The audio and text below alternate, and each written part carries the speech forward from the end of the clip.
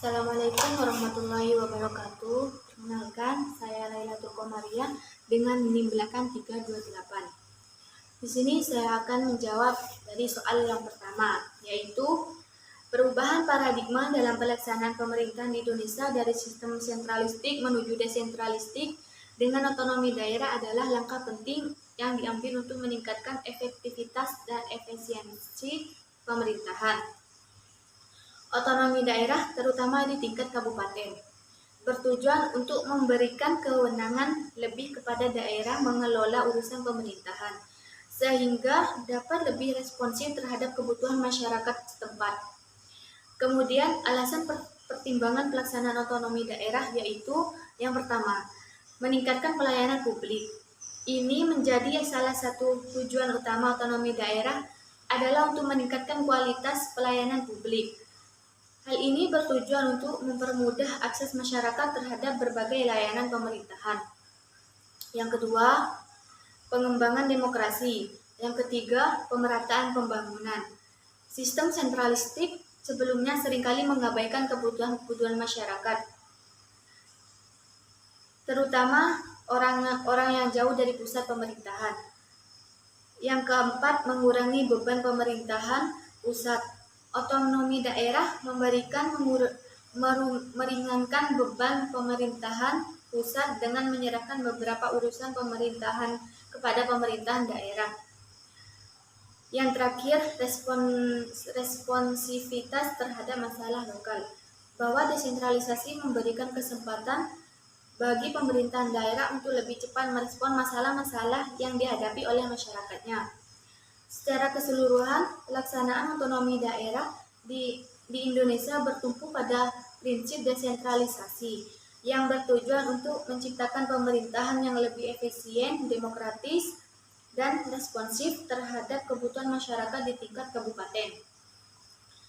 Jawaban untuk soal nomor 2 yaitu pembagian urusan pemerintahan di Indonesia menjadi urusan pemerintahan wajib yang terkait dengan pelayanan dasar dan urusan pemerintahan wajib yang tidak terkait dengan pelayanan dasar, didasarkan pada beberapa pertimbangan penting, yaitu penekanan pada kebutuhan dasar rakyat.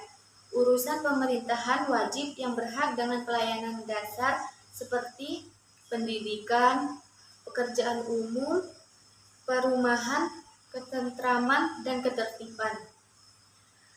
Pemerintahan daerah wajib memberikan pelayanan tersebut secara langsung, merata, dan terjangkau agar hak-hak dasar warga negara dapat terpenuhi. Selanjutnya, prioritas penggunaan anggaran dan sumber daya. Pelayanan dasar harus diprioritaskan dalam pengalokasian anggaran karena menyangkut hajat hidup orang banyak. Yang terakhir, keadilan dan pemerataan. Pembagian ini juga mencegah ketimpangan antar daerah. Pemerintahan pusat dapat memastikan semua daerah termasuk yang tertinggal tetap laksanakan pelayanan secara layak. Jawaban dari soal nomor 3 yaitu menurut saya di antara ketiganya yang sesuai dengan hubungan pemerintahan daerah dan pemerintahan pusat di Indonesia saat ini the interaction model. Kenapa? Karena ada asas desentralisasinya. Ini mencerminkan adanya otonomi daerah.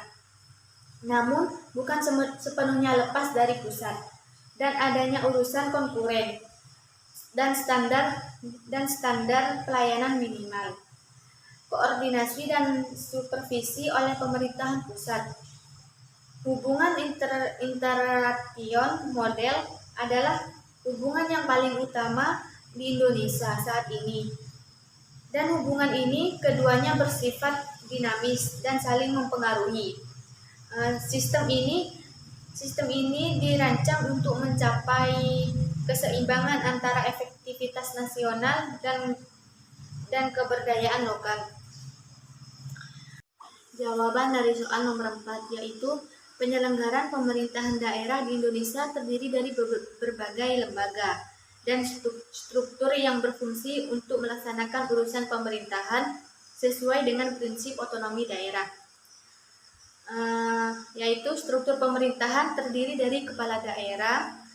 Setiap daerah di Indonesia, baik provinsi, kabupaten maupun kota dipimpin oleh kepala daerah, yaitu gubernur untuk provinsi, bupati untuk kabupaten, wali kota untuk kota. Dipilih dan kepala daerah sendiri dipilih secara demokratis melalui pemilihan umum dan bertanggung jawab atas penyelenggaraan pemerintahan di wilayah. Ada juga DPR. DPR merupakan lembaga legislatif di tingkat daerah yang berfungsi untuk mengawasi kebijakan dan program pemerintahan daerah, menyusun dan menetapkan peraturan daerah, membahas anggaran daerah. Sekian, terima kasih. Wassalamualaikum warahmatullahi wabarakatuh.